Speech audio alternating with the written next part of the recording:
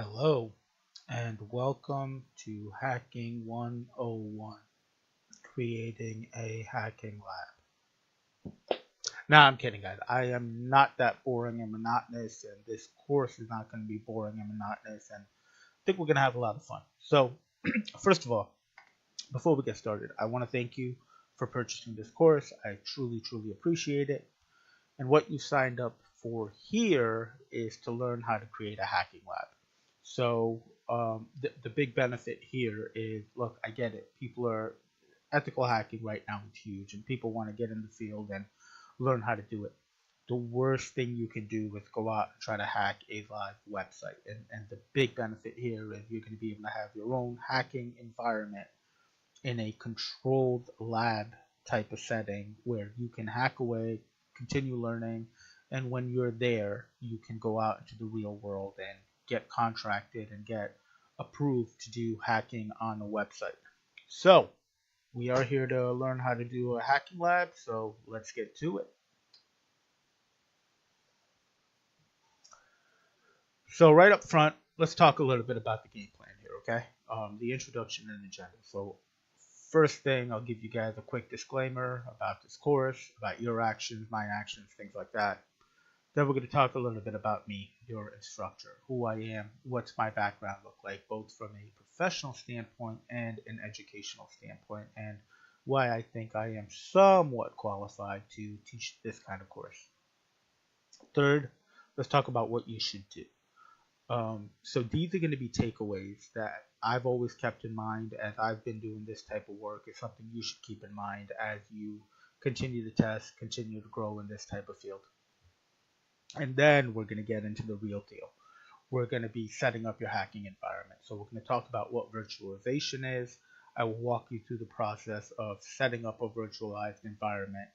And then we're going to start setting up the vulnerable machines. We're going to do that in 3 different phases. Number 1, we'll talk about what it is that you're installing. Number 2, we're going to do a demo of the installation process. And number 3, after it's been installed, we're going to talk about what the benefit of this tool is in the big picture. So setting up your virtualized environment, then we're going to set up Kali Linux, which is going to have all the tools that you're going to need to do your pen testing and ethical hacking work. Then we're going to set up your first vulnerable application, which is going to be the damn vulnerable web application. Then we're going to set up WebGoat, which is your second vulnerable application. And then I'm going to share with you some external websites that were created for the purpose of getting hacked. So once you've kind of worked through these localized environments and you've gotten pretty good at what you do from a pen testing perspective, then we can go to these external websites and do larger missions, larger challenges. And then we're going to close it out. So with that said, let's go ahead and get started with the disclaimer. Okay, so I have to put this out there, and I need for you to understand that this course is for educational purposes only. So the interesting thing about this one line is that by me putting this out there, it absolves me from any wrongdoing that you may do.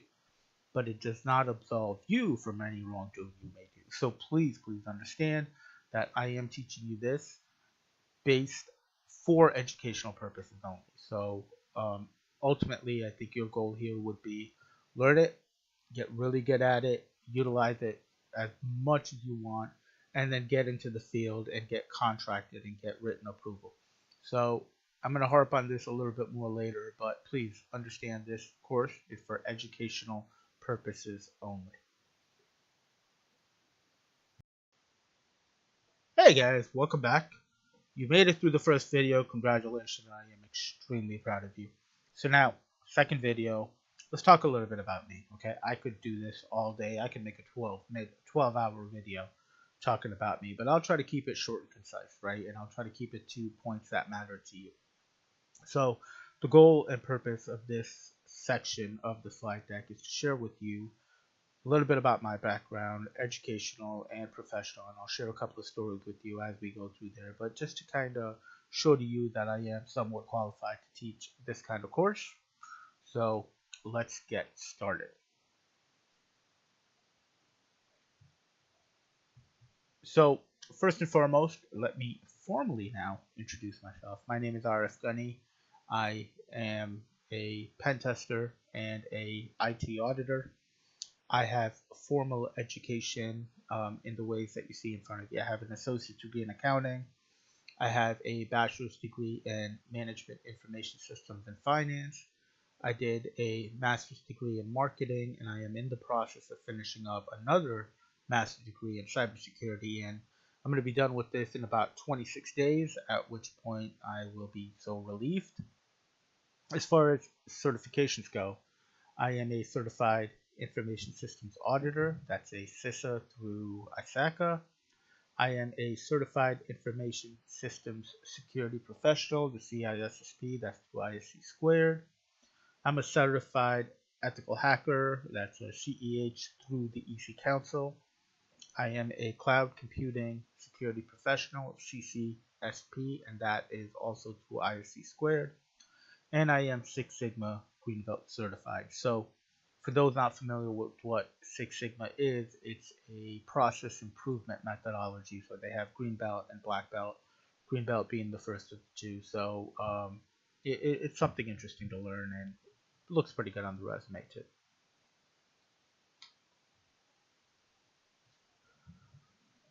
So as far as professional experience goes, I have over 15 years of IT security experience. I've been very fortunate. I've been able to work with very large companies such as General Electric and Ernst & Young, and I've had the opportunity to work as an ethical hacker for a part of my career. Now, I had gone down to Virginia to start a new job, and I was an IT auditor by trade. But the second day that I was in that job, the company I used to work for got hacked. We were an external facing company, it was a media company. We had a huge web presence, and one of our websites got hacked. So, my second day there, the CEO of the company calls myself and my boss into his office, and he said, "Look, guys, I don't care how this happened, but this better never ever happen again." So, I became an ethical hacker overnight from being an auditor. So I was very fortunate in having really, really good mentors available to me to kind of learn this trade. I was more fortunate to be able to do this on a day-to-day basis because you do learn a lot by doing. So this is one of those stories where ethical hacker is huge right now. I mean, it's the hottest thing going from a job perspective, but this was one of those cases where ethical hacking came looking for me as opposed to me going and looking for it like you guys are doing. So I've been very fortunate and I'm very thankful for that. As far as other teaching experience goes, I love teaching. I think that when you are teaching, you are required by nature to become a subject matter expert in whatever it is that you're teaching. So, by day I'm an auditor or an ethical hacker. By night I'm a teacher. I used to teach at the Continuing Education Center down in Virginia Beach, where I taught three different courses. So the first one was internet safety, and this was around. It was more for the elderly around how do you traverse the internet, how does patching, antivirus, things like that work? How do you keep yourself from being a target to phishing attack or other social engineering? So just internet safety and safety related to technology. The next one was data backup and recovery. So my wife and I, we have three kids. My first daughter, she's 10 now, but we used to take a lot of digital pictures of her, right? That happens with the first kid. By the third kid, you don't even bring the camera out anymore. But by one of these days, this computer on which we would keep all of their uh, pictures on, it went corrupt. The hard drive no longer wanted to work. So my wife told me that I need to figure out how to get that data back because it was that important to her and to me as well. So I became an expert on data forensics and recovery exercises. I made a course out of that, and I was teaching how do you back up, how does incremental backup work, how do full backups work, how do you test the backup, and in the event that something does go wrong, how do you restore a backup?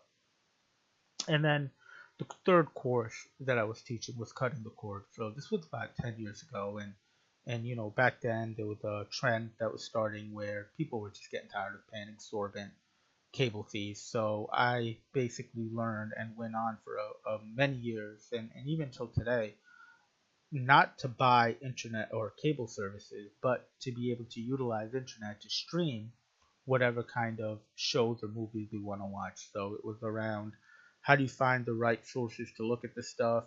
How do you make sure you're not going to the wrong places? How do you know you're not clicking on malware or any other kind of virus? So that was a lot of fun, ahead of my time, I would say, as far as where the trend is today. I think there's a huge population that's cutting the cord today. So that's me. That's my background. You guys are going to be going through some technical stuff here. You guys are going to be setting up some technical things here. So I have put my email address out here.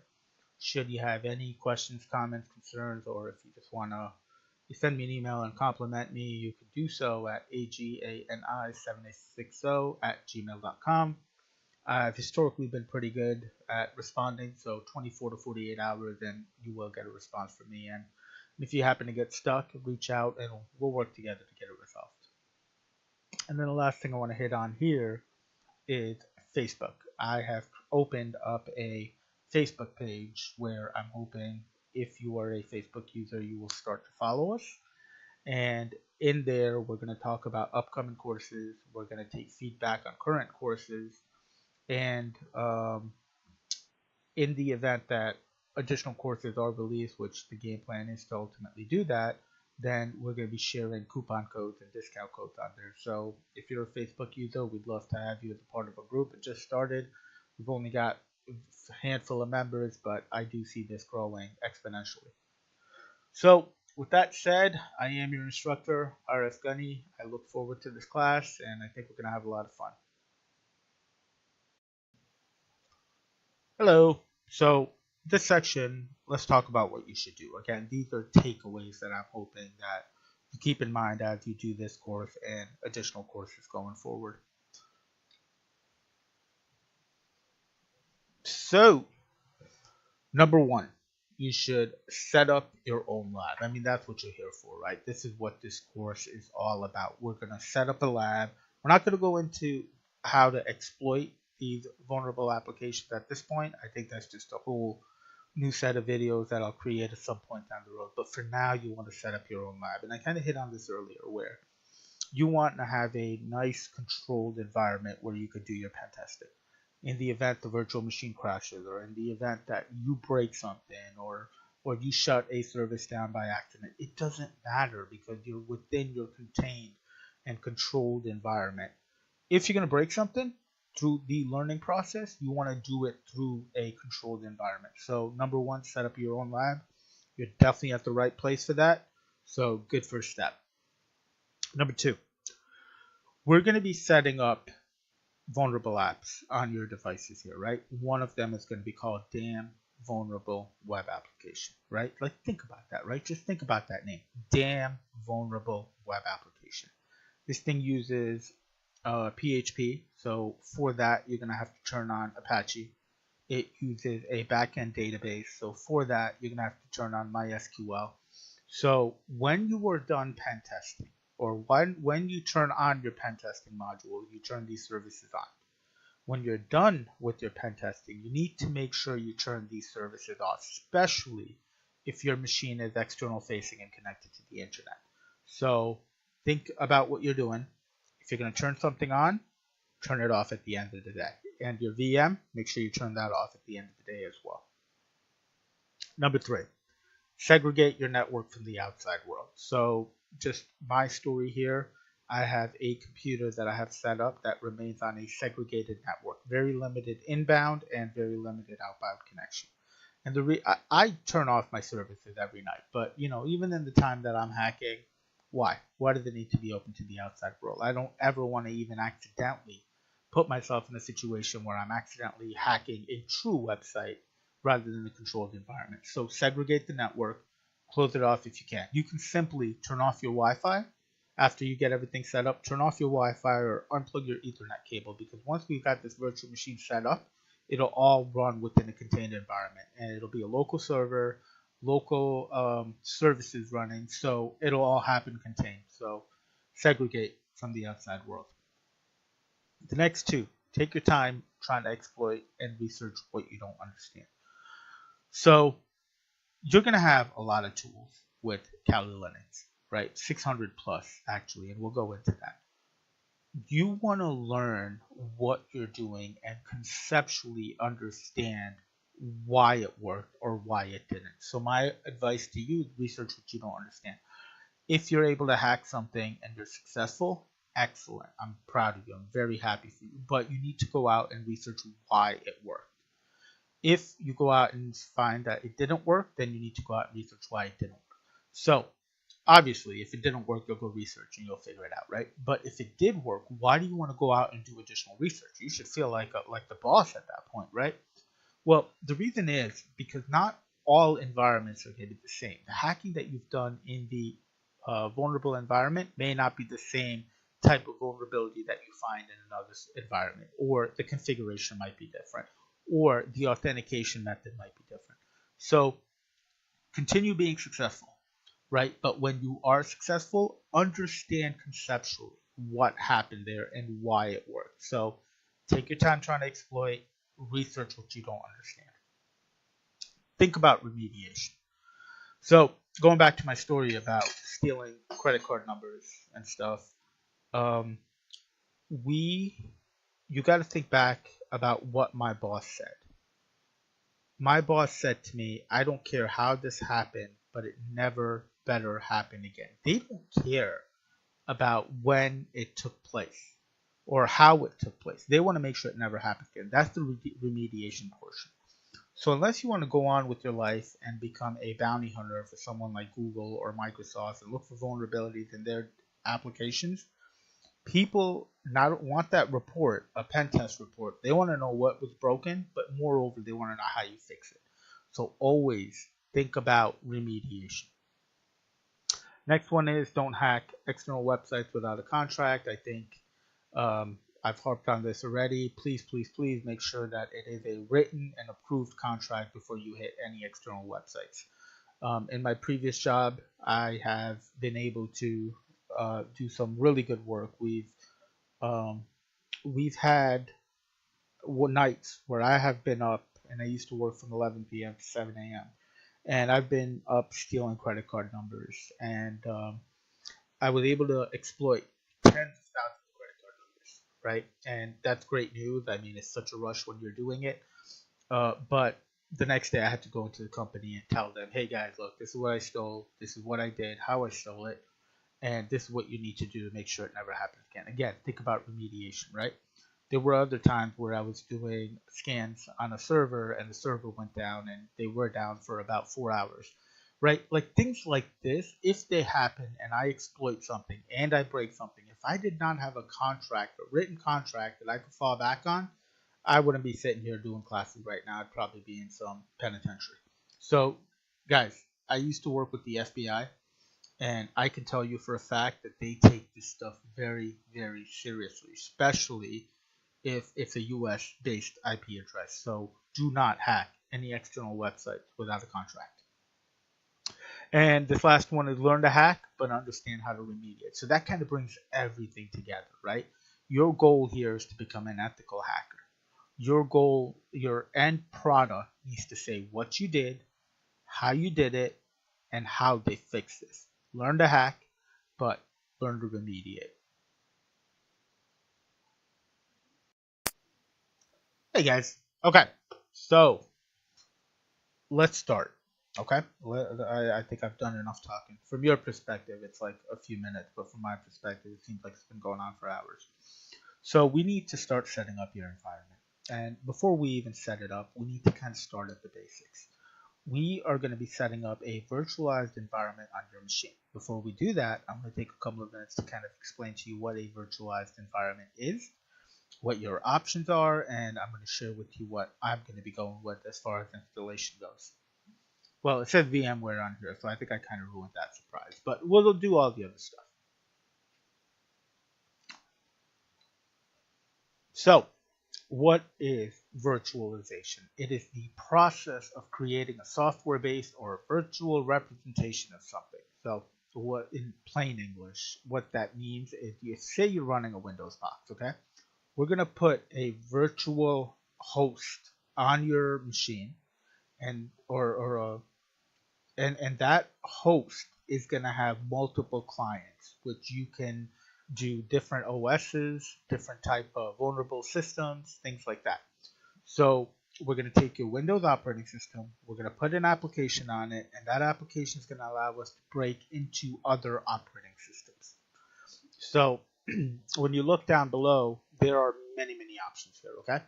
You have VMware and you have VirtualBox, VBox. These two are probably the biggest players in the market right now. And the reason these two make the top of the list is because they are very well integrated with Kali Linux, which is the set of tools that you're going to need to do your hacking. You do have other options, and they're all listed here, but I use VMware for multiple reasons. Number one is because I have a license for it. It's an older version than the one that's out there now, but the functionality is the same. Number two, for you, VMware actually gives a 60-day free trial to their product, full functionality. So you can definitely download that, and if it works for you, then purchase it long run, right? And number three is, as I mentioned, it is integrated with Kali Linux. Kali Linux is one of the ISO files that we're going to load up. So if you use one of the other VM machine types, then you're going to have to load up Kali Linux and tell it what kind of operating system it is and how you want to configure it by detail. Whereas if you do VMware, you simply download the right ISO file, you load it up. So you're not creating a new one, you're loading one up as if it's already existed. So it makes the work a lot easier. So again, from my perspective, I'm going to be using VMware, but you are more than free to use whatever you want. And now, I'm sure you want to get your hands a little dirty, so we're going to do our first demo, and that is going to be the quick installation process for VMware. Hey guys, welcome back. So we are finally going to start installing things on your machine to kind of get you going in that direction. So I say finally.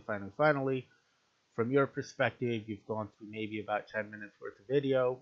From my perspective, it's been about 4 hours since I've been doing all this work. So for me, it's finally. Okay, for you, it's 10 minutes in.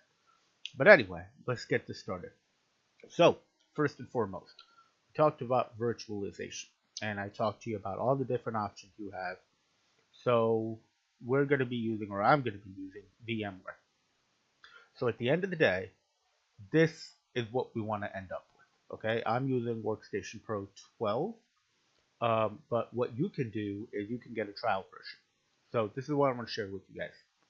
Now, when you go to your search engine and you put in VMware, you're going to see their official site pop up on top. And of course, like any company, they want to make the sales, right? You go to the official site, you hit the download button, and it'll bring you over here.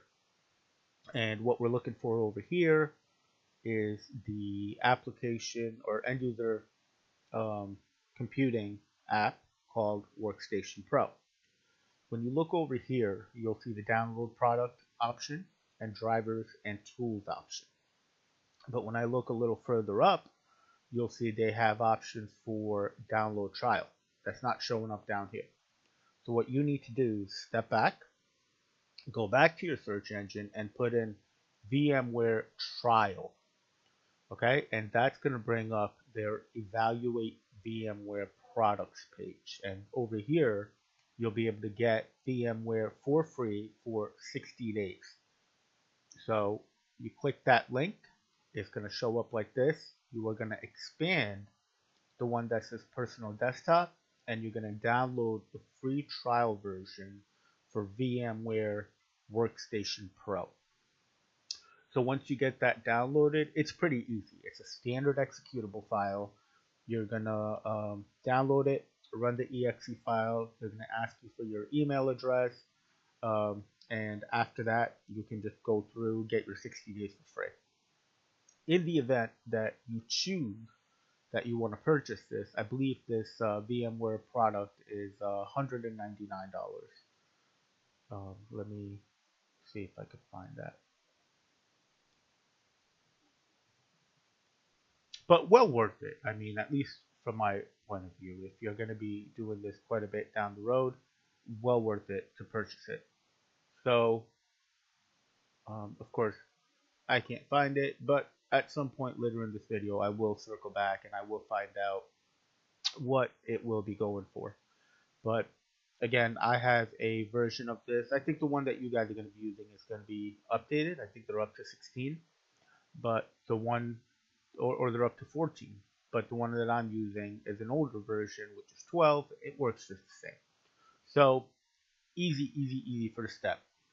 Get the free trial, download it, run the exe file, and then when you're there and your station looks like what you're seeing on my screen right now, then that's a go. We'll get to the next step after that, which is going to be installing Kali Linux. All right, so I will see you guys on the other side. Bye. Okay, so now that we've got VMware loaded up and you kind of understand what that's all about, now we need to start loading the tools onto your machine.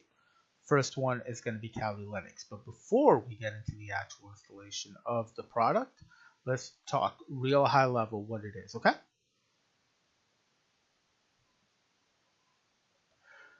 So, Kali Linux is a Debian-derived Linux distribution designed for digital forensics and penetration testing. This comes right from their website. It has over 600 pen testing tools that are already pre-installed on there.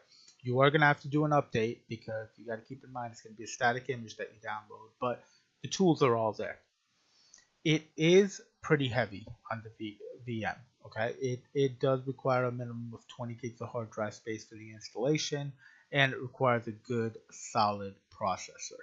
So just keep that in mind as we go through this installation. If your machine is not beefy enough, then maybe that's another conversation we need to have. But today's machines, for the most part, they can handle it. You might see a little lag if you don't have the right video card and things like that, but for the most part, you should be able to get there.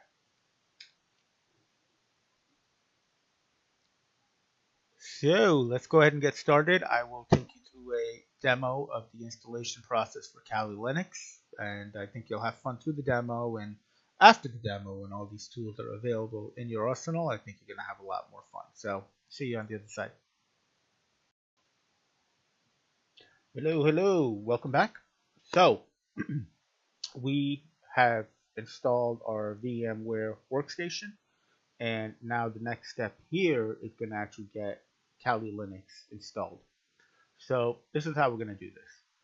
You are going to go to your search engine, put in Kali Linux, and there's a download button over here. You're simply going to click that, and that is going to bring you over here. Okay, now I talked to you earlier about you get to pick and choose what kind of virtualized environment you want to set up. But I also mentioned that Kali Linux is well integrated with VMware. They're also very well integrated with VBox, if that's the option that you choose to go with. In the event that you're not using either VMware or VBox, you are going to have to figure out what to download. So these two up here are the generic installations of Kali Linux. And what I mean by that is that once you download it, you're going to have to go in and figure out what kind of operating system you want to run. You're going to have to set up network configurations, things like that. Whereas if you do it with one of the more integrated versions, then that's already all done for you. So you need to figure out what it is that you need. If you want the generic one and you want to build it, then it'll be this one or this one. We're not going to go with the light version. And if you're going to do VMware, here's the integrated version for that at 64-bit, 32-bit, VBox 64, and VBox 32. Now, just in case you're wondering, how do I figure out what kind of operating system am I running? Am I running a 32-bit or am I running a 64-bit? And the easy way you can tell by doing that, if you're going to go back to your machine, you're going to go to your C drive, and you're gonna go to your this PC. You're not gonna go to C drive. Okay, and then you're gonna right click, hit properties, and this will bring this up. So this one here tells me what kind of operating system I'm running on top. This will also tell me down here system type. It happens to be a 64-bit operating system. So when I come back here, I know I need to get Kali Linux for VMware for 64-bit. Now, when you're downloading, if you go with the core version of it, you have two options. You could either download it through HTTP or you can download it as a torrent. If you're downloading it as an HTTP, it's a one-to-one connection between you and the server, right? So you're going to download that 2.9 gigs. It'll take whatever it takes. If you do the torrent method, which is a peer-to-peer sharing type of network, depending on number of seeders there are on the other side, that's how quickly you're going to do it. So if you want to do the torrent version, you download the torrent file, which is going to be fairly small. You get yourself a torrent client like BitTorrent or whatever client of your choice. You kick it off in that, and it'll basically download it based on everyone that's seeding. Seeding means they have it on their machine and they're sharing it for upload. So if you use the torrent version, you're gonna have to if you're using the torrent version and you finish the download, what happens after that, it automatically goes into the seeding mode. So you're going to be one more seeder out there. And if you want to change that, and you don't want to seed and you don't want your machine constantly uploading data, which I generally never do, you're going to either change the file name, or you're going to remove the file from the torrent site client, or you're going to turn off your torrent client altogether. So just kind of keep that in mind. But we're going down here. We're going to be getting the Kali Linux 64-bit for VMware, and it says that it's available on the Offensive Security download page. So if you click that link, that brings you over here. Now, over here, the only option you have is the torrent website or the torrent download. So we're going to download this torrent, and we are going to have to unzip it. This is running on a 7-zip. So you have options, right? Even if you're running WinZip, it'll work just the same. So for the case of this one, we're going to download 7-zip. And I'm not going to waste your time sitting here. So again, look at this 64-bit. I'm going to download that.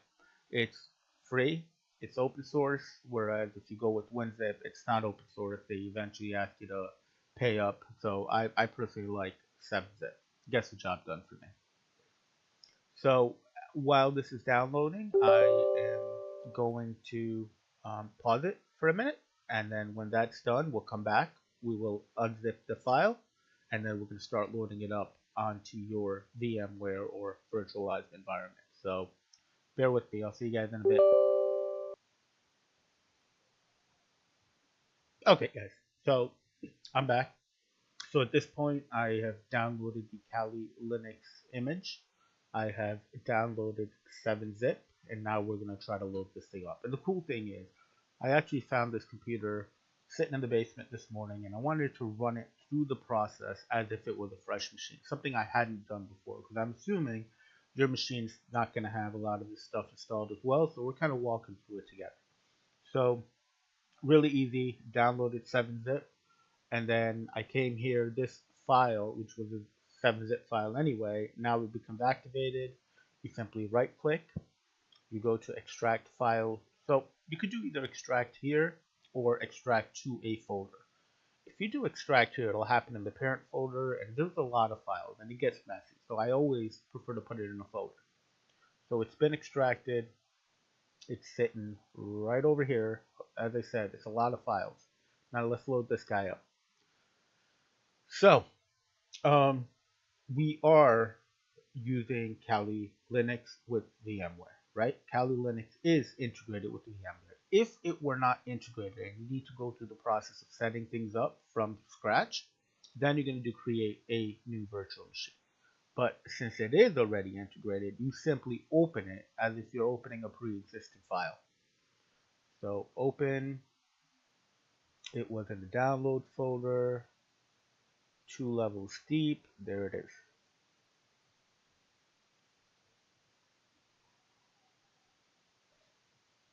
So when I was testing this and I was doing the dry runs for this, I was working on an older computer, and that thing only had 2 processors. Kali Linux required it to have 4 processors. I don't know what this computer is gonna do for me, but a couple of things I want to kind of point out here. So processors by default is going to be at 4. The username and password is going to be root and tour. So in the event, and I don't know if it'll happen here, but in the event you try to start it up and it comes back into an error saying, hey, you need 4 processors. You only have 2 on this machine. Sorry, I can't help you. I can't turn it on. So in that case, you need to go back and you need to tell the computer, you know what? I authorize to do this on 2 processors. It's going to be slower, but I get it, but I'm taking it, right? And the way you change that is you go to Edit, Virtual Machine Settings.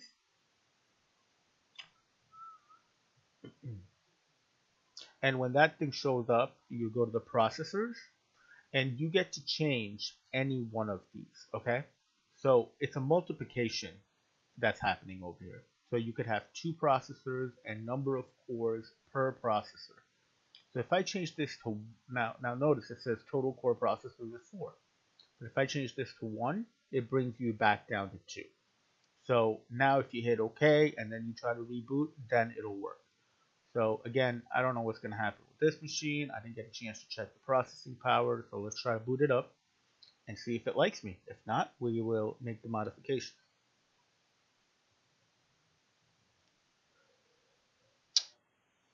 Let's see, virtualized environment is running in long mode. Okay, so don't worry about that. That's not going to impact you here. Now, because I opened up that edit configuration thing, it thinks something has changed. So just simply do, I copied it. Hopefully, if you don't have to change it, you won't even see that screen. Let's see what's going on here. Ooh, this is a good one, actually. So because I haven't done a power cycle of the host machine since the installation of VMware, it's not going to work. This was all installed right in front of you. So what we're going to do is I'm going to stop the video here. We're going to power cycle. We're going to come back and we're going to see if this thing is fixed. If not, then good, right? We'll get the other goal of this course is to hit as many roadblocks as needed, but we will work through them together. So if you see this, let's do a power cycle and come right back. So I'll see you guys in another video. We'll make a part 2 of this one.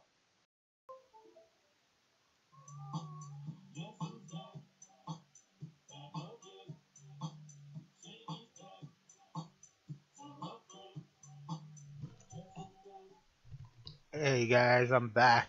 So we did get this figured out. You know, first of all, I hope Eminem doesn't sue me for using that song, but I'm making a new hacker rule. If you use a song for less than 5 seconds, then it's not something they can sue me over. So telling you guys right now, you guys gotta back me up.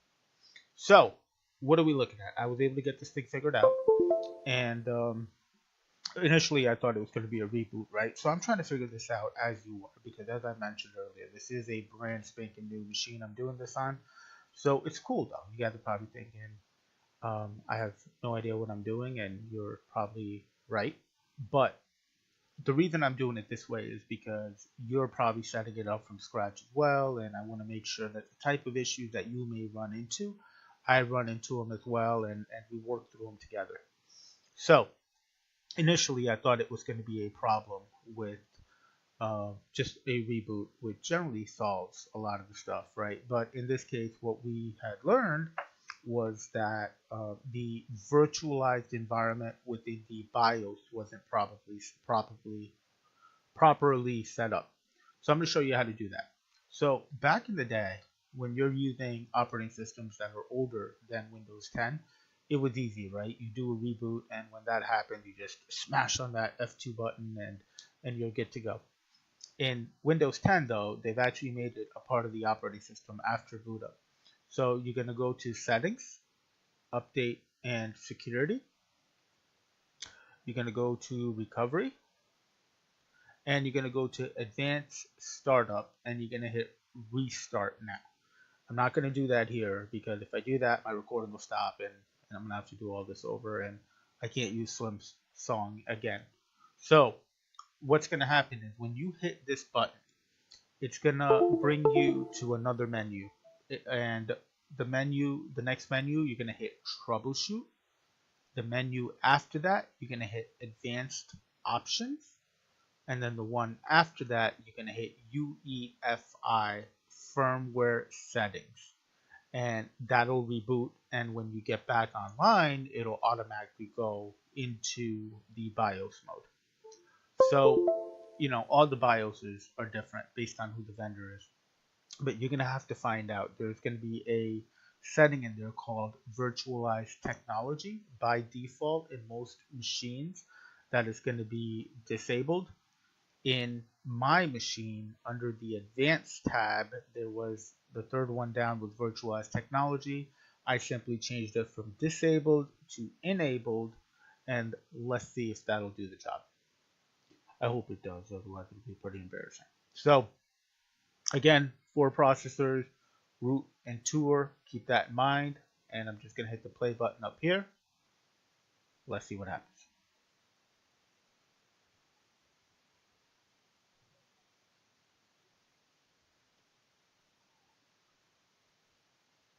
Yeah, look at that. It seems to be going through perfectly. There we go. So it's booting up. It is going to take a few seconds to go through the full boot up process. It's going to load up a bunch of things in the back end. When we start getting into the more complicated tools, like we're going to use Apache and SQL, I talked to you about that, right? I mean, that's pretty straightforward. I'm not too worried about those.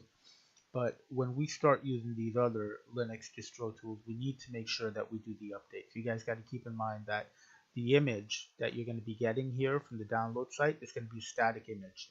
So when we ever do get to that phase, I will let you know how to do the proper updates to the proper tools. So I'm just going to pause it here while this thing kind of works its way through, and I will see you when this is done.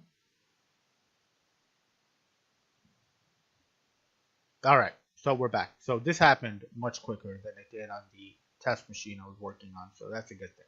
So let's get us a little bit more room to work here.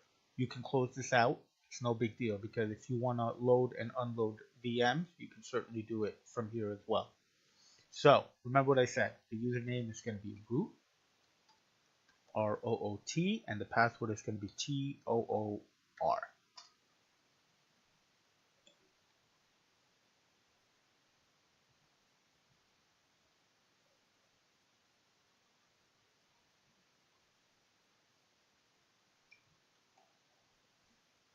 So what's going to happen while we're waiting for this thing to boot up is you see my mouse here, my cursor over here, right? But if I click it, it goes away. It goes into the virtual machine. So if that happens and you need to get out of the virtual machine to minimize it or whatever, you're going to hit Control and Alt at the same time, and that'll let you back out. Okay, guys, we're up and running, and here it is. So what's going to happen when you boot this thing up is it's going to show up in a small window, and you're not going to be using the full real estate of your VM environment. So what you have to do is go to View, Auto Size, make sure it's on Auto Fit Guest, and it should work. So now that we're in it, there's a lot of tools here, right? 600 plus tools, as we've mentioned previously. So over here, you've got Firefox, you've got your terminal, and you've got your folders. For the sake of setting everything up for your hacking environment, we're going to be using those 3 exclusively.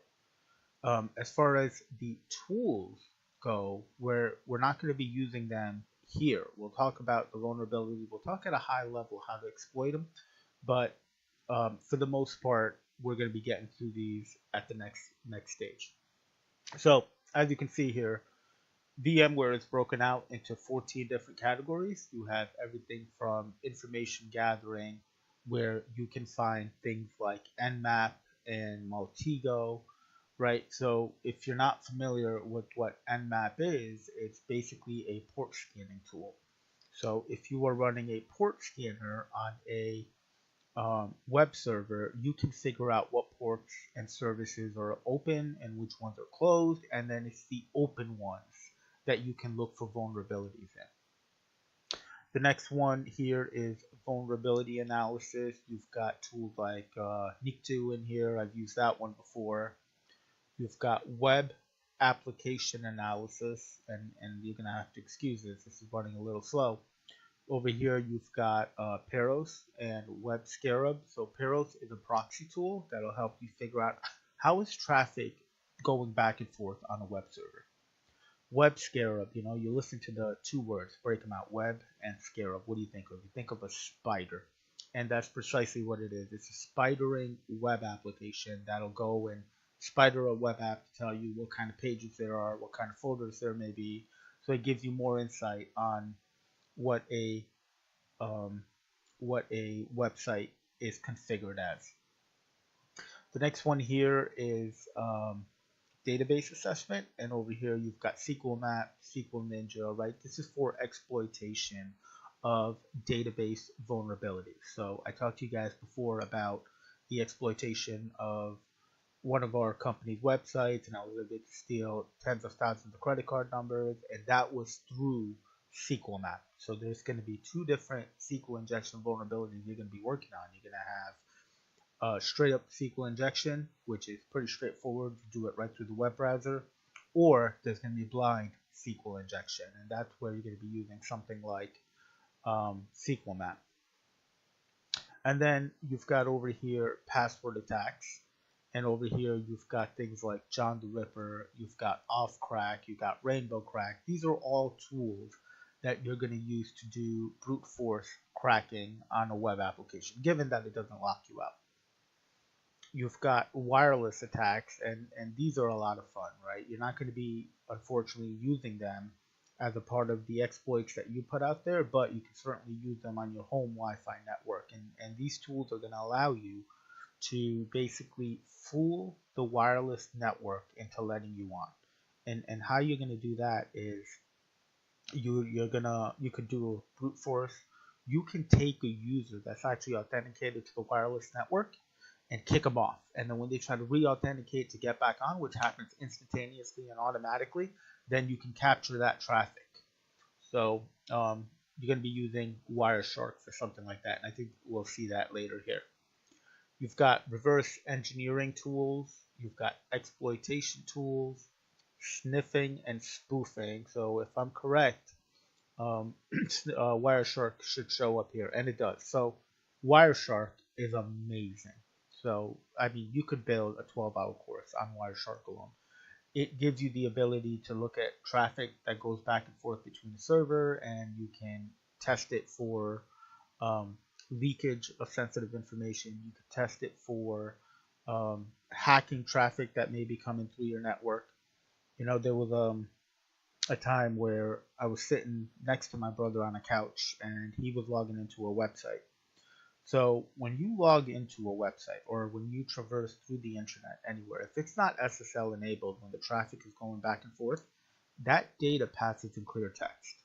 So my brother's logging into this financial website. It was not using SSL. I was sitting right next to him. I had Wireshark open. We both were on the same wireless network.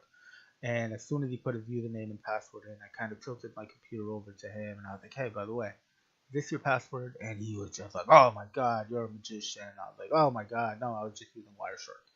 So Wireshark is really, really cool. So you can use, well, I'm not going to say this officially, but I know people that have used it in coffee shops, airports, because everybody ends up on the same network, right? And then after that, there's traffic passing in the clear.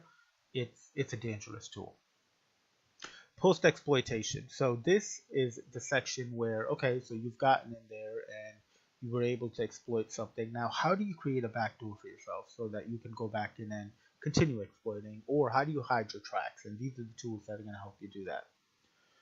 Forensics investigation is another section, reporting tools, social engineering tools, and then system services.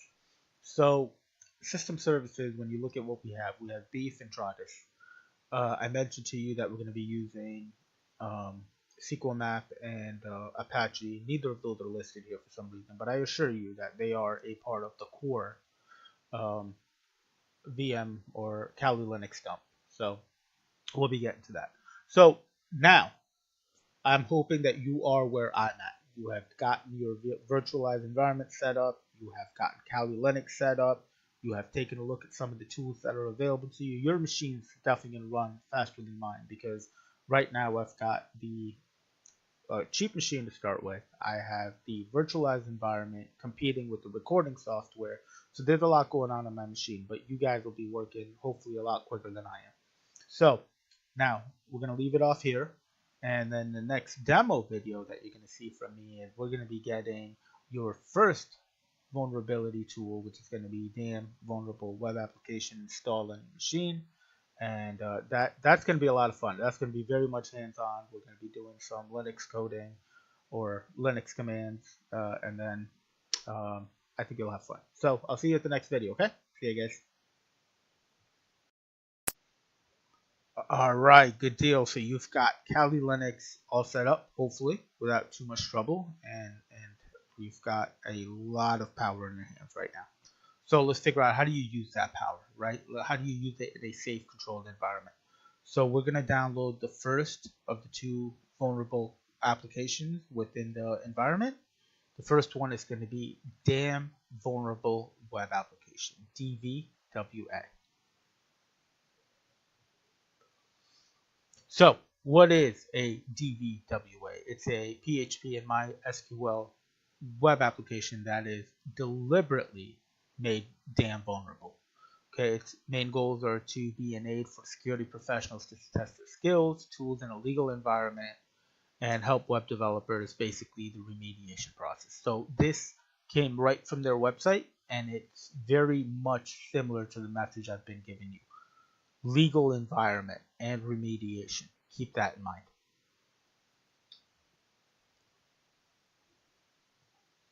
So let's go ahead and get to the demo of how to install this bad boy. Hey guys, we are back. So now at this point you should have your virtualized environment set up. You should have Kali Linux loaded up, and that'll give you all the tools that you're going to need to do your ethical hacking. Now, you're going to need some kind of vulnerable environment so you can test these tools and kind of build your skill set, right? So the first thing we're going to install and work on is called Damn Vulnerable Web Application. And we're going to do this in two phases. So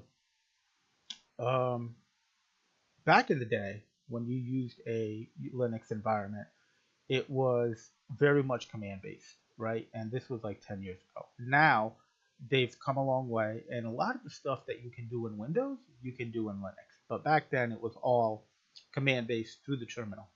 So we're going to teach you that. And then you are going to hate me for this, but you are going to learn something from this. And as you're using some of these more complex tools within Kali Linux, you are going to have to use some of these commands. So, sorry, but this will help you. So, first things first, right? We want to know, we want the damn vulnerable web application. So, I'm going to simply open it up, and I'm going to go to that website. So, I had previously opened it. So, I simply right-clicked on it and then went to this all Windows thing. Think of this as the tabs in Firefox or something, right? So, it just shows up here. So, I put a damn vulnerable web application in the URL in the search box. Right up front, you have the overall website. Here you can learn about it, read about it. But over here, the second one is where you can go to actually download it. Now, you can truly download it. Go there, click this link, download it, put it wherever you want, as you would in a Windows environment, and then run through it. But we're going to do it a different way. We're going to do it through the terminal. So what I'm going to do is I'm going to open up a terminal window. And as soon as that thing opens up, we're going to say, hey, you know what? Go to this website, which we just copied from there, and download this thing for me. So you're going to do git clone. and then just simply put the URL in. Okay.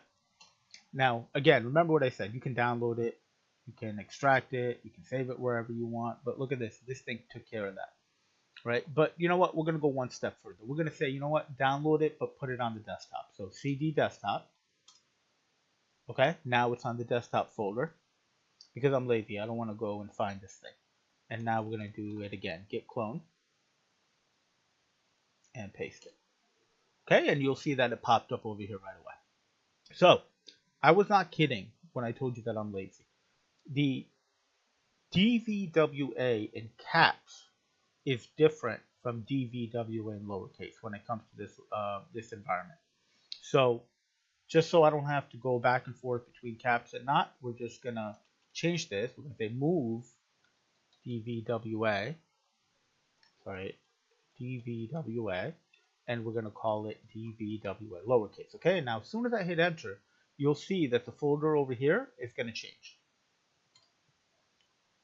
So now it's lowercase. See that? So we've downloaded this damn vulnerable web application on our desktop, and now we need to figure out where do we put it. So in order for you to do that, you need two things. You need to first of all figure out what are you going to use to run it. In our case, we're going to use Apache. And secondly, where do you need to put it so Apache can read it? So what we're going to do is we're going to open up a folder structure to figure out where does Apache want me to put it for it to run properly. So this has opened up. You're going to go to other locations down here. This will start taking you towards the root. Hit computer. Apache resides in etc, Apache 2, sites enabled, and this default configuration file.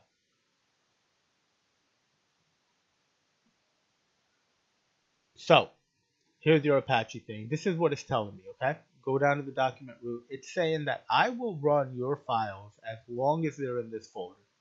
So let's kind of navigate to that folder.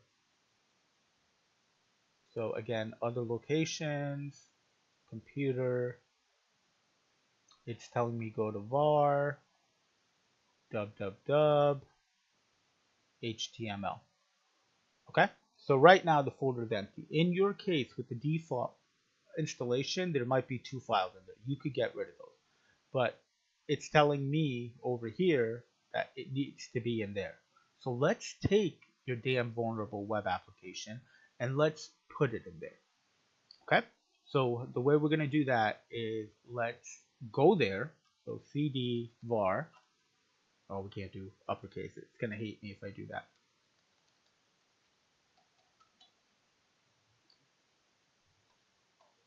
Oh, look at that. There's no file or directory. And the reason it's doing that is because we haven't put it there.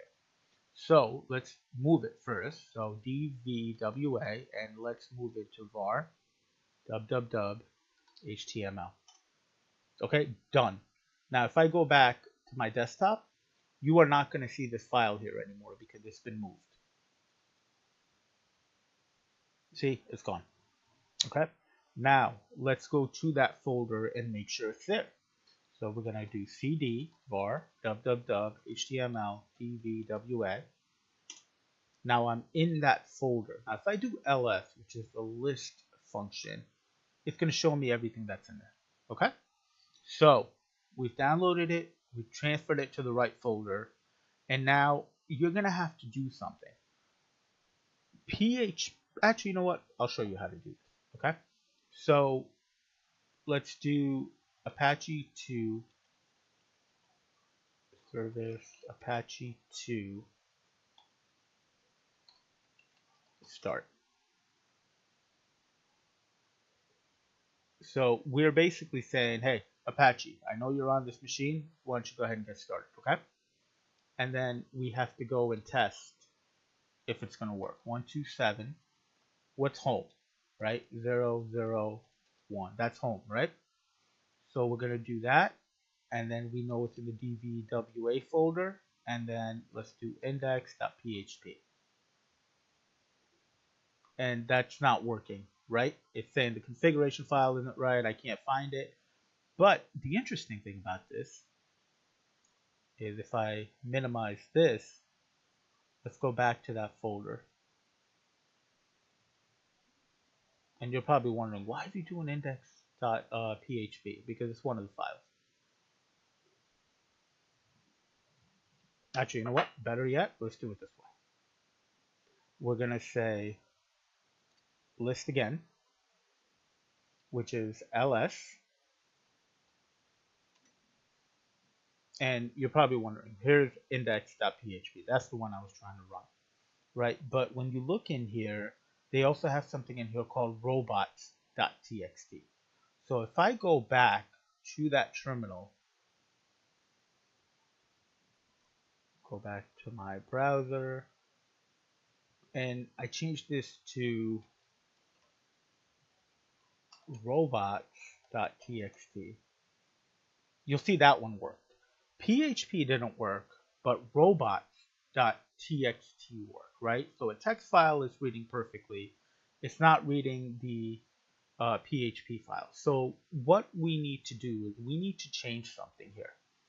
We need to go to the config. Now look up here, right? There's a folder called config. So I'm going to do cd config, which is basically saying take me into that folder. And what's it doing here? There we go. So we're in that folder now. Now I'm going to hit list. Now, the file in there, the configuration file, is called config.inc.php.dist. In order for you to be able to run PHP here, you need to change that file to not be a .dist. It needs to be a PHP file for it to work. So what we're going to do is we're going to move this, and we're going to say take this config.inc.php.dist file, and we're going to make it a config. Oops, sorry, I'm supposed to be using dots here. These are not folders. This is a file. Okay, so now we're going to say take this and call it config.inc.php. Okay, so I want to open it up in here so you could see it happening as I do it.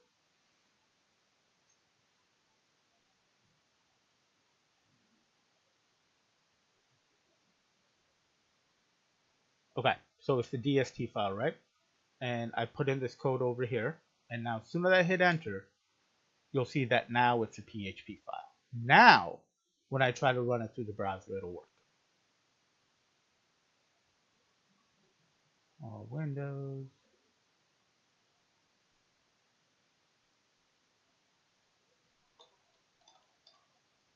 Index.php.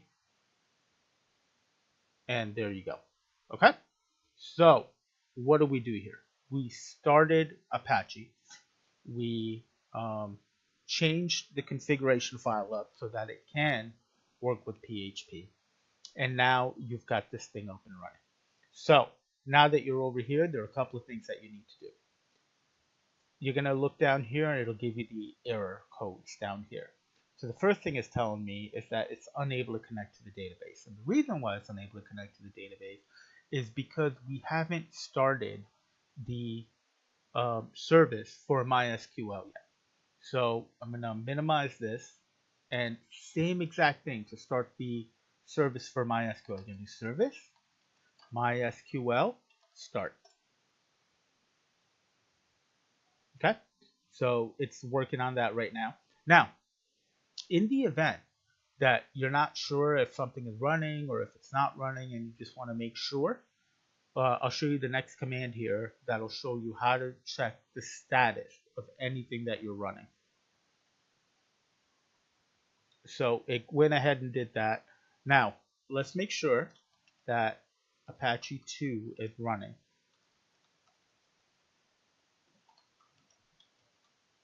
Service Apache 2 status. And you'll see up here it says active and running. Okay? Now I'm going to hit Control C so we can move on. And Control C kind of brings you back to the command line. Now that we know that the server is running, let's make sure the database is running. And how do I do that? I'm hoping that you're yelling this out as an answer. So service MySQL status. And over here as well, active and running. Okay? So we know everything is working fine. So let's go back to your terminal and see what happens now. So remember it was saying unable to connect to the database. That was because the database was not running. Now it is running. So now it's going to give you the option. Hey, do you want to go ahead and create the database so we can get going here? And I'm going to say yes. Let's get the ball rolling. And of course, we have another error. Okay? So there are two errors here. But at the end of the day, there's one root cause and one thing that we're going to fix. Number one is saying that it could not connect to the MySQL service. Check the config file. And your database is root. If you're using the MariaDB, which we are, then this will not work. So we need to do a couple of changes here. So I'm going to walk you through that, okay? So what this is saying basically is you're using root as your user and it doesn't want you to do that. So we need to create a new account and we'll call it something else. We'll give it root privileges and then that way we bypass this issue. So the way we're going to do that is we're going to minimize this window someday. And back over here again, we're going to do, how do we do this again? So MySQL, okay, that takes you into the database. And over here, it shows that we're using MariaDB. But we're going to say, okay, MariaDB, I want you to use MySQL, right? And now you'll see that it says none up here, but as soon as I did that, it changed the database to MySQL. Now we're going to create a user, and let's just call it root2, okay? And we're going to say identified by password, and you're going to close it with this colon, this semicolon, okay? And now the next thing is we're going to say, you know what, grant all the privileges to this account. So grant all privileges on to root2, semicolon again. Okay, now we're going to update user set plugin equals that, where user equals root. So we're tying it back to that root account. Now let's flush privileges. Okay. And now we need to go to the configuration file. So what we're going to do, dvwa config. So we can close this out. I'm going to hit Control C and that gets me out of here and aborts everything. Okay, but all the changes have been done. So we're already in the config file. Let's go to ls. We know that this file is sitting there, right? Remember, this is a file that was the .dist. We changed it. Now let's open this thing up because we're going to have to put the new username and password in here. So I want to say leafpad, which is like a text editor. Config.inc.php. And simply what this is going to do is it's going to open up that file so we can go in there and make the modifications. Okay, so remember this? This should look familiar to you. We looked at this before. This is what will tell us. Oh, actually, we haven't looked at this one. Okay, so this is the way your database is going to be set up. And we're going to change this and we're going to say root2. And if you remember, we made the password. Okay, so I'm going to save it and I'm going to close it. Okay, so create root2, which is the username, and this is the password. And that's simply what I put in there. Okay, now let's try and go back here. So all the errors that we've seen thus far, we've kind of worked through. So now if I hit the create the database button, it'll work. Because of my slow computer, the button might not work, but the function behind it will work. There it goes. So as soon as I hit that button, it created the database in the back end and it started working. So we need to log in, and the default username and password for damn vulnerable web application is going to be admin and password. So admin and password, these are pretty bad, pretty common, right? I mean, hey, that's why this is a damn vulnerable web application. So you could remember it if you want, but for the sake of this video, I won't. Okay, so we're in. Congratulations, you set it up. I'm extremely proud of you. My little boy and girl is growing up. So now that you're in here, you've got all these different things that we're going to be working with at some point down the road. One of the first things I want to kind of share with you here is it has something in here called DVWA security. And this is why I like this application so much. So DVWA security comes with 4 different security levels. Okay. As you're working your way through this, you want to start with low, and it's just bad coding practices, really easy to exploit. You're going to be doing some of these exercises and be like, that's it? And it really is it. But once you've kind of gone through and fully understood how to do everything at the low level, work your way up to medium, high, and then impossible. And then when you go out to these external websites to do hacking, you will be well versed in this. So the way you change this is this drop down box. For the sake of this video, we're going to submit it to low. And now you will see the current security level is low. So what are we looking at in here, right? Actually, do you guys want to talk about that now? We could do it. I mean, this video is already over 19 minutes long. So I'll tell you what. I'm going to shut this video down right now. We'll call it installation of DVWA. I'm going to do another video right after this in which I'm going to explain to you what all these things are here on the left side, what the vulnerability is, when you finally get around to it, what's the type of exploit you can expect to do. So I wanted to leave it at 19 minutes, me saying that last thing, it just added on another 30 seconds. So I'm going to stop right here, right now. I'll see you at the next video. See ya. Hey guys, okay. So I totally forgot. I mentioned in the last video that I am going to show you how to do this the easy way as well, which is going to be very much like how Windows works. So what we're going to do here is we are actually going to go through. It's easier if the first method didn't work for you, which I hope it did. Then you can try this method. But this is just to show you how you can get this thing done much easier than what I had shown you earlier. Again, the benefit of the other way is you should get your hands dirty and kind of understand how the terminal works. So if that didn't work for you, I'm going to do it again. It'll be simpler. It'll be more like how Windows works. And if the first one did work for you and you're content with what you have there, then by all means, feel free to skip this video. So I went and did a search on damn vulnerable web application. I hit the link that shows their main page. That brings me here, explains the application, and then the download button.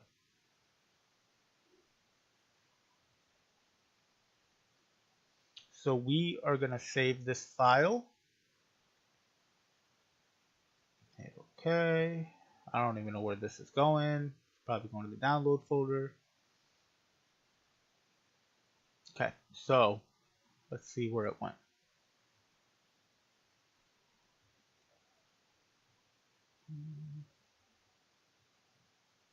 See, this is why I don't like this. Remember how the other one was? It was so easy. GitHub, you're done. Or, okay, so I'm going to check out. Here it is, okay? So we're going to cut it out of here, put it back on our desktop, make it somewhat similar to the last exercise that we did. Paste. Okay, so the first thing we're going to do is we're going to extract it. So extract to, right, now if you did extract here, it would have just, actually, you know what, we could do extract here because it's a folder contained within a folder. So let's just do that.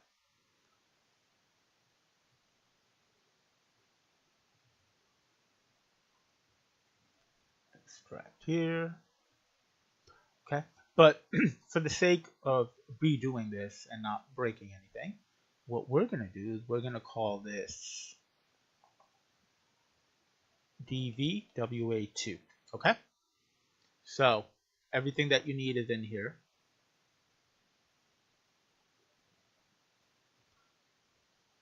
Same exact thing, guys.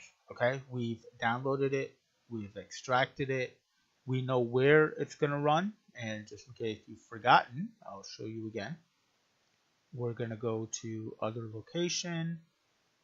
We're still going to use Apache to run this bad boy. So Etsy,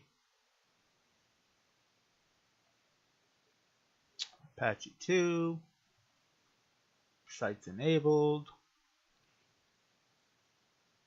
default. Again, it's still going to run here. Okay, you can actually change this to have it run wherever you want.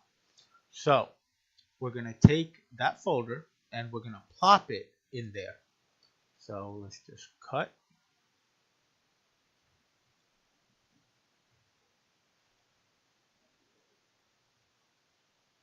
See how this is just like Windows, but it's, I don't know, I'm lazy. I don't like doing things, so I just find it easier through the other method. So we're saying var //, HTML. Now, the DVWA folder from the last exercise is still there, but it's okay because we've named this DVWA2. So the only difference is when we fire up or try to fire this up, we're going to take it to 127.0.0.1 and we're going to have to say it's in DVWA2. So let's try that.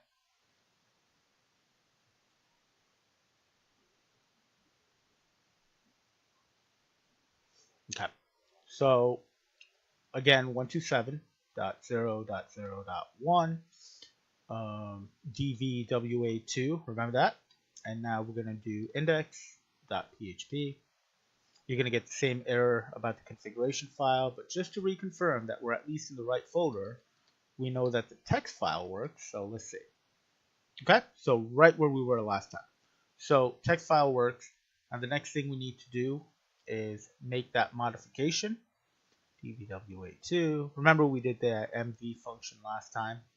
In here, you're simply going to take this, rename it, and take the dist off. Seems easier, but I don't know. I like the other method better. So let's go back here. Now let's do index.php. And there you go.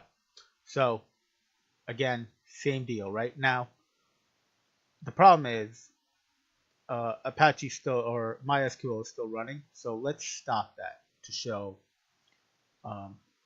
as if we're starting over, right? So unfortunately, you do have to go to the terminal for this.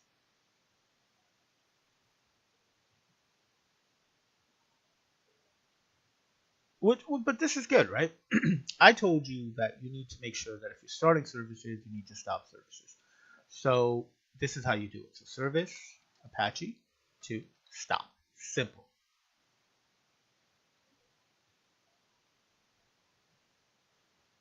And it's still going through the process in the back end to do the stopping.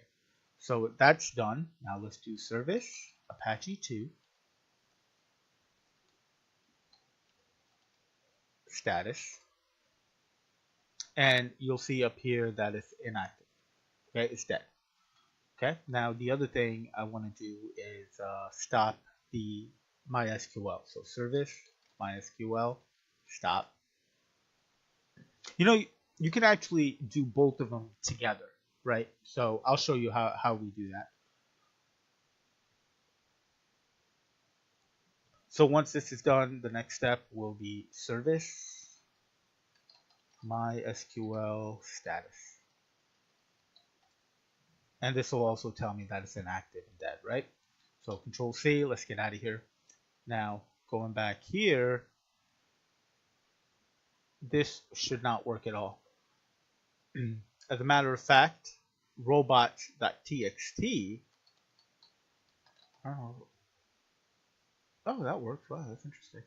So PHP should not work. Okay, because the service is not running. Okay, the text file is running because it's simply reading the text file. So, what we're going to do is we're going to start them up, but we're going to start them up together. Okay, we're going to do service, Apache 2. I can't spell, guys. You didn't sign up for this course for spelling. I'm sorry. G2 start and double ampersand service MySQL start. And this is going to kick off both of the services at the same time.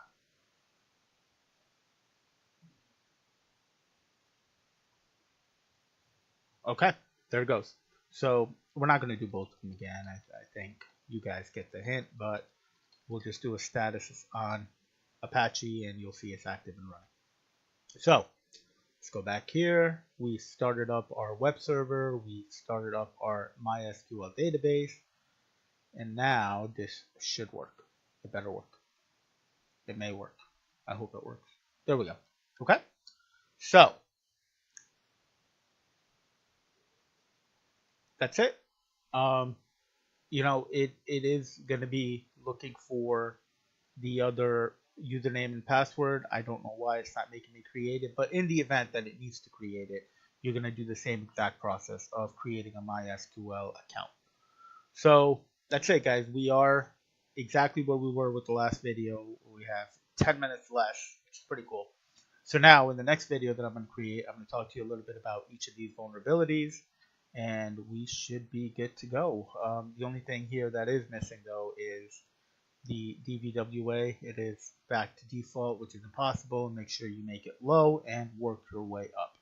So I'll see you guys in the next video. Okay, see ya. Hey guys. Okay, so you've got your VM set up, you've got Kali Linux set up, you've got your damn vulnerable web application set up, and now let's take a few minutes to talk about what it is. What kind of vulnerabilities can you expect here? What do they mean for you? What kind of tools you may be getting your hands on to make this happen, right? So right down here are all of the different type of vulnerabilities. We won't go through all of them, but we will be going through some of them. So brute force, this is pretty straightforward. This is when you try to brute force an application to try to guess the password. The limitation here from a remediation standpoint is you want to have applications locked down to a number of failed attempts before the account gets locked out for a limited time or permanently until somebody unlocks it. So say it's set up at 5 failed lockouts, that brute force will only work 5 times, or the attempt, before it locks you out. If you have a system that doesn't lock out at all, I could sit here and brute force away at that thing all day long. So what you're going to do here is you are going to brute force the password of a web application when you get into it. You're going to be doing some reconnaissance work. You're going to get your hands on Burp Suite to understand how the authentication of the site works. And then you're going to be using THC Hydra or whatever your tool may be to do a brute force attack using the dictionary. So that one is pretty straightforward in the low one, but as you progress up, this one's a lot of fun.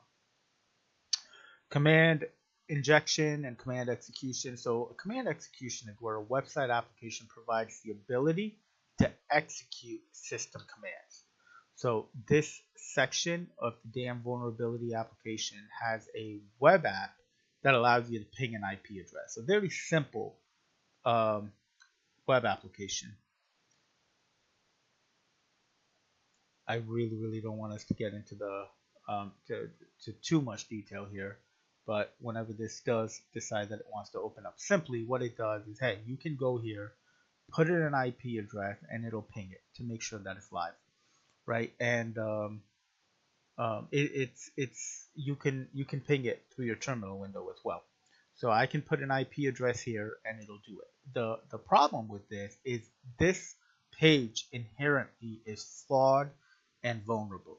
So what you can do is you can actually put command codes in there that are going to give you backend database. So you're simply fooling the system into giving you information. The next one is cross-site request forgery. And with this type of attack, you basically write a user session, right? And you figure out what the session ID is. You go in, you replay that session ID, and now you are logged in as that user. File inclusion, it's similar to the file upload attack that you see right below it. The only difference between the two is the file uploading attack uses the uploading function on the target's website, but the file inclusion attack uses this user supplies input. So you're going to be tricking the server into using the same function to actually read the files on the server. File upload, we kind of talked about that. You upload a file here. CAPTCHA is not enabled on this. We can talk about how to do that. SQL injection is basically where you are going to be putting malicious code in a SQL statement to get the page to give you an output, something from the backend database. So over here on the low security level, it's pretty easy. We'll put a code in here. It'll give us information. The blind SQL injection down here is where you're going to be actually using SQL map to do the exploitation. Cross-site scripted or cross-site scripting reflected. So this one is basically you're going to modify the URL in a manner where it'll display the result you want it to display. So say, for example, that in the URL, I want to put in that so-and-so has no idea what they're doing, right? What happens is that'll get captured in the URL. Now, I can capture that URL, send it to so-and-so, and have them or trick them into clicking this URL. And when they do, it'll be like so-and-so doesn't know what the heck they're doing, right? So it's basically you inject a script, but it sits on your client as opposed to on the web server. So that error message will only pop up if the person clicks on it. It's a little harder to exploit as you need this other person to click on it in order for it to be exploited. So we're simply going to take the input box here, put some JavaScript code in there, and that'll tell you that'll allow you to use cross-site scripting. And then you've got cross-site scripting stored. All right, this is a little bit more complex, a little bit more involved. This is where you actually up your code to sit on the server. Now, your target is not just so-and-so who you're sending this link to, hoping that they're going to click on it. Your target is anyone and everyone that comes to this website. So in this, you're going to have to gain shell access to the server and upload the script. So this one I like a lot as well. So a lot of cool stuff here, guys. I think you need to figure out, work your way through it, figure out what works, what doesn't, and continue building your skill set. But this is a very, very good start, and I wish you the best of luck. So when we come back, this is only the first of the 2 vulnerable items we're going to be putting on your server. The next one is going to be WebGoat. So we'll do the installation on that, and again, we'll talk through what the vulnerabilities are. So we'll talk then. See ya. Hey, how you guys feeling? So you've got your VMware set up, you've got Kali Linux, all these tools, you've got your first vulnerable app set up. You've got a lot of power and you got a lot of work ahead of you right now. So let's do this second vulnerable app onto your VM, which is called WebGoat. Now, WebGoat is a product of OWASP, and I kind of talked about that a little bit later, but WebGoat is a deliberately insecure web application maintained by OWASP. It's designed to teach web application security lessons. The program is a demonstration of common server-side security, and it is intended to be used by people to learn about application security and pen testing. And the cool thing about OWASP is, remember that disclaimer I put up right up front at the presentation? OWASP does the same exact thing. Nobody wants the liability. So WebGoat is next. We're going to work on this one. So I think the best way is let's get to the demo. Hey guys. So at this point, you should have your VMware set up, your virtualized environment. You should have Kali Linux loaded up and working. You should have DAM vulnerable web application up and running. And now we're going to get you set up with WebGoat. WebGoat is the other vulnerability app that we're going to be focused on today. So what we're going to do is I had to do some testing before I made a live video on this, so I had to download a couple of things. So we're going to get rid of those, okay? So let's start off by trying to download it. We're going to do this through, a lot of it is going to be through the Windows type of environment. So no hard coding for you guys this time.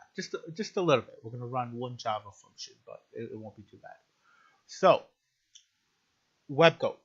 It is created by OWASP. And if you don't know who OWASP is, you should learn about them. OWASP is a body that every year they release bulletin where they list the top 10 web application vulnerabilities that they're seeing around the world. So as a pen tester, this was our Bible of where we want to focus our efforts, because these are the type of things that are most vulnerable and most likely being gone after. So definitely look into OWASP. So OWASP has created this thing called WebGoat, right? So what we're going to do is you're going to do a quick search on WebGoat GitHub. I believe that's what I had done here. Yes, so I did WebGoat space GitHub, and that brings me over here. I'm going to hit the 15 releases, and they make two different things. They make something called WebGoat, and they make something else which they're calling,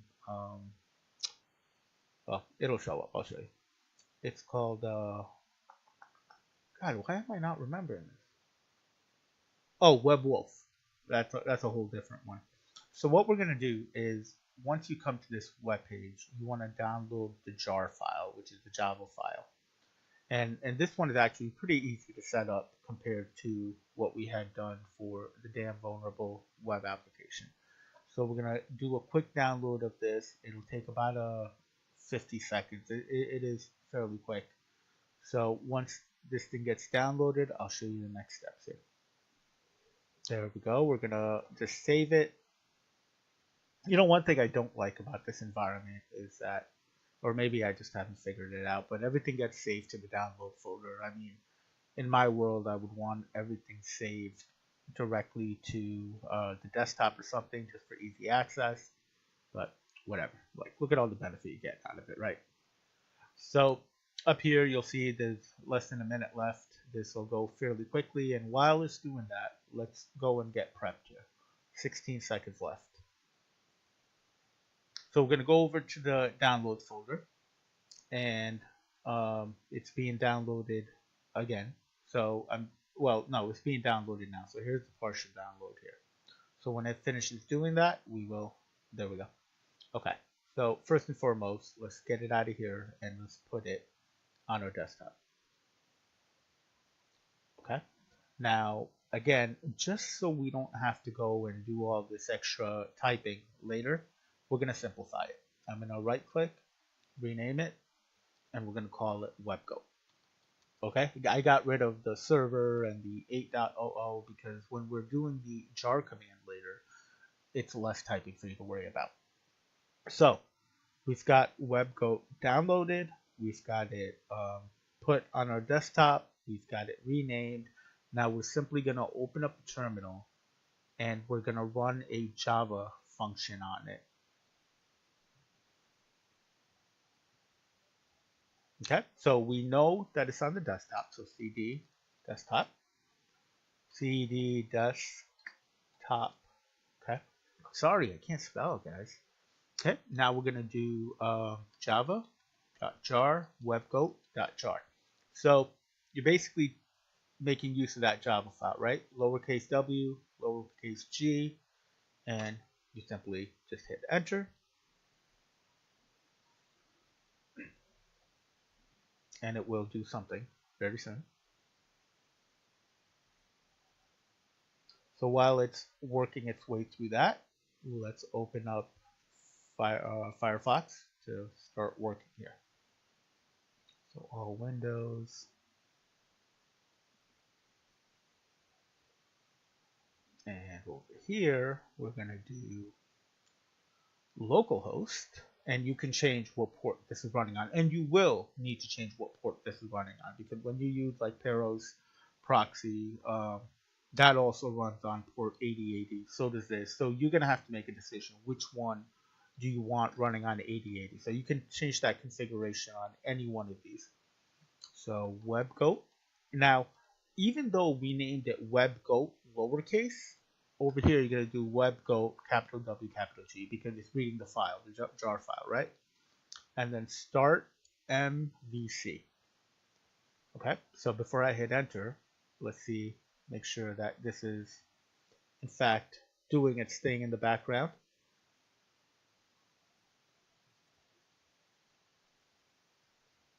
And yes, it is. Look, so it's kicked off. Now, the one thing about WebGoat you want to remember is that when you're using WebGoat, this terminal window in the background has to stay open. If you shut down the terminal window, it will shut down the application. The other thing that I want you to remember is in damn vulnerable web application, we had to manually go in and turn on the Apache server for it to work. In the case of this, look, it's already doing it as a part of the startup process. So let's go back to your window here. And let's put in this command, localhost 8080, that's the port, webgoat start.mvc, and we failed. We failed miserably. So why did it fail here? Okay, so I'm gonna give you a couple of seconds to think about this. 1, 2, 3. Okay, I gave you a few seconds to think about this. And the reason why it failed is because there's a lot going on in the background right now. And it's still booting up. So be patient with this one. So when it is done, you will see a message that says it is done. And then you can go ahead and figure that out or reload it. Now, the cool thing is, and we'll talk more about this when it is fully downloaded, you've got challenges. So remember in damn vulnerable web application, you had levels, right? These difficulty level, low, medium, high, impossible. Over here, they have challenges, 1 through whatever the number goes to. And as you progress through these different challenges, the more complex and difficult it gets. So again, the goal here is to give you a little bit and let you work your way up. So I'm hoping you're going to enjoy this one as well. So I'm going to pause the video. I'm going to let it continue loading up. And then when it does, we'll open up Firefox again. We'll run that function again, and it should be up and running. So let's hang tight. Okay, guys. So it is fully loaded up now. So we're going to go ahead and try to make sure that it's working.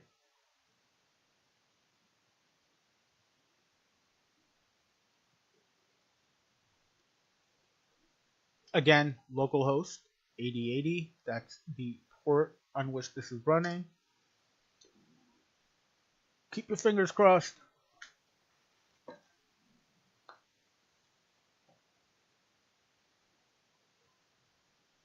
And there you have it. So it did load up. So there is no default username and password for this. So you actually have to register as a new user here. You can put whatever you want to put in here, right? You got to keep in mind that whatever data you put in here is going to be stored on your local device. It doesn't go anywhere outside. So let's do username Superman and now password.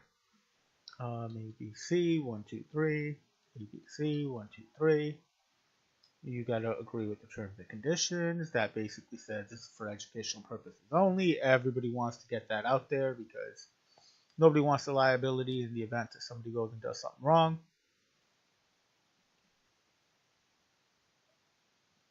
And there we go. So Superman is officially logged in. So same deal, right? We have all the things here on the left side that show the type of vulnerabilities that you're going to be able to exploit. Injection flaws, we talked about that. Authentication flaws, that's basically if there is a gap in the way it's being authenticated, you can exploit it, right? And the fact that SSL may not be deployed, that might be another thing. Cross-site scripting, we talked about that. Access control flaws. Insecure communication. Actually, this is where I think your God, that tool is skipping my mind now. The tool I talked about earlier, guys. What was it? Oh, Wireshark. That's what it is. Forgeries, we talked about that. So there's a lot of stuff going on here, right? You're going to have the opportunity to kind of work your way through it. So again, when you saw it going through and loading up all these exercises, level 1 through level 9, they're all going to be here. So work your way through this, get familiar with what kind of vulnerabilities there are, get familiar with the right type of tools that you should be using, and get at it, guys. So that's about it for this one. So we will see you in the next lesson, which is the external websites. See you guys. Okay, guys. So we're getting to the end here, and I know you will miss me dearly when this is all said and done. But I'm hoping you're getting some value out of this. So at this point, we set up your virtualized environment, Kali Linux, damn vulnerable web application, and webcode, right? These things are all contained within your environment. So what we need to do now is, what I want to do now is share with you a couple of external facing websites that are out there and vulnerable for the sake of you and going out there and trying things out. So work your way through your virtualized environment, get good at it, and then when you're ready, you go out to these websites, okay? So the first one I want to talk to you about is called Hack This Site.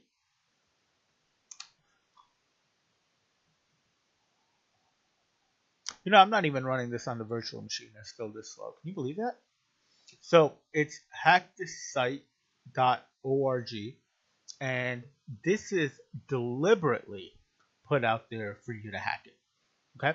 So they have missions over here, and again, these things work their way up. So depending on what it is that you've gotten good at, you're going to go over here and try to continue exploiting it. You are going to have to register for this site. So keep that in mind. You know, my only advice to you here is understand what you're dealing with. Okay, you're dealing with a site that is made for hacking. Okay, I know that by default, humans have a tendency to use the same username and password across the board. And I have exploited that before, and I would give you the details about that, but I would get in trouble. But make sure that you use something very, very not standard when you're logging into these sites. So just an FYI. So they have a lot of cool things over here. They have the basic missions, realistic missions. Little by little, they work their way up. You're going to be looking at application missions, right? This is both going to be from a like an exe type of application to a web application. JavaScript mission. We talked a little bit about that in the cross-site scripting stuff I told you about. Forensics mission, that you're going to get a little bit out of.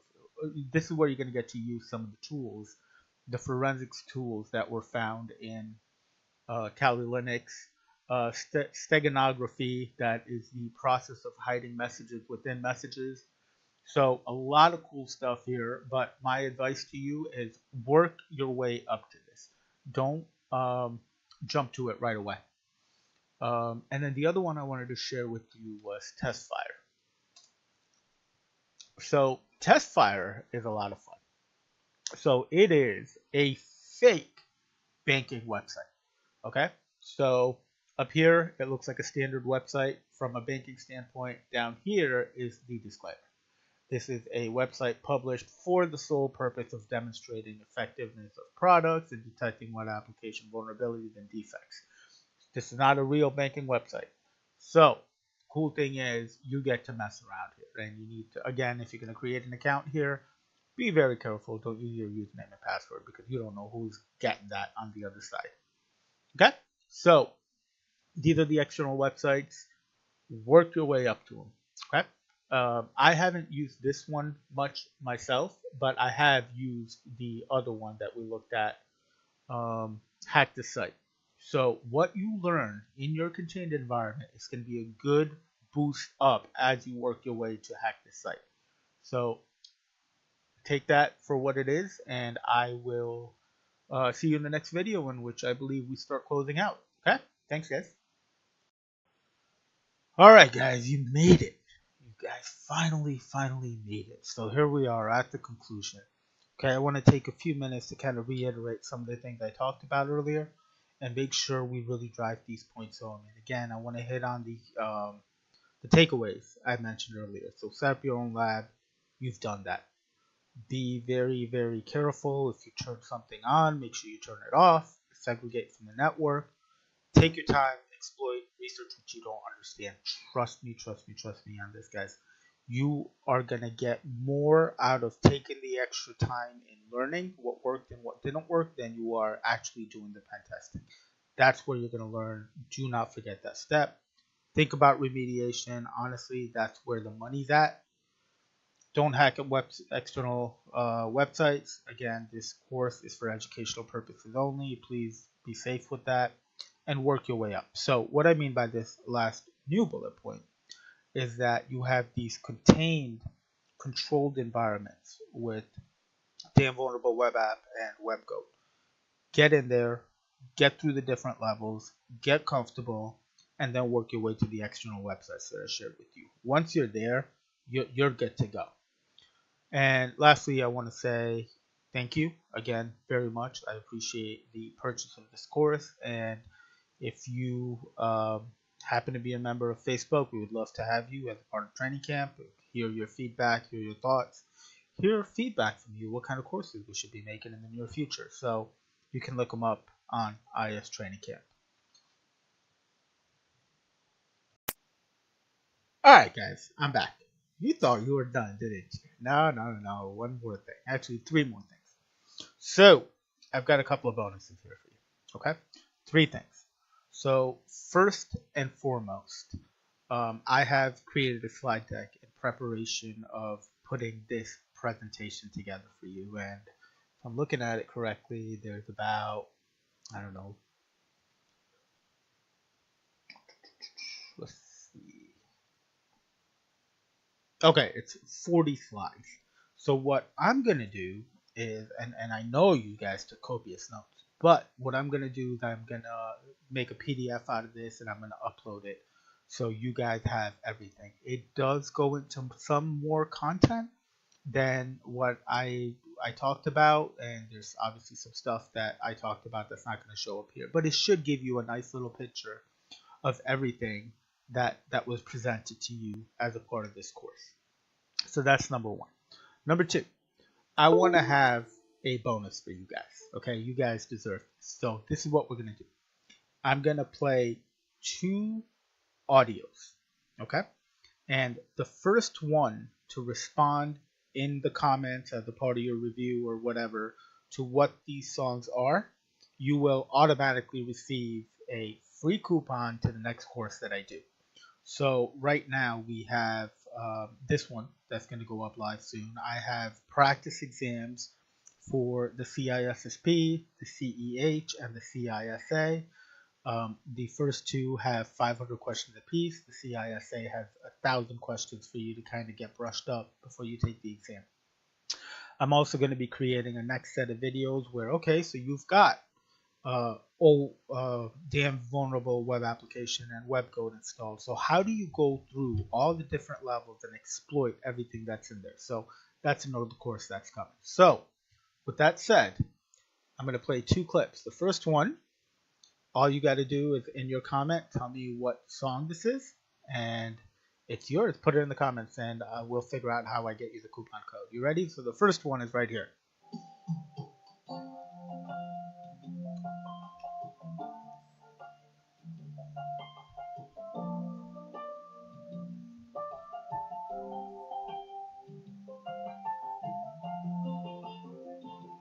Okay, I think that's enough.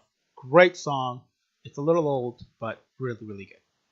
Now, the other one, it's a theme. So you need to figure out what this theme is and get back to me with an answer.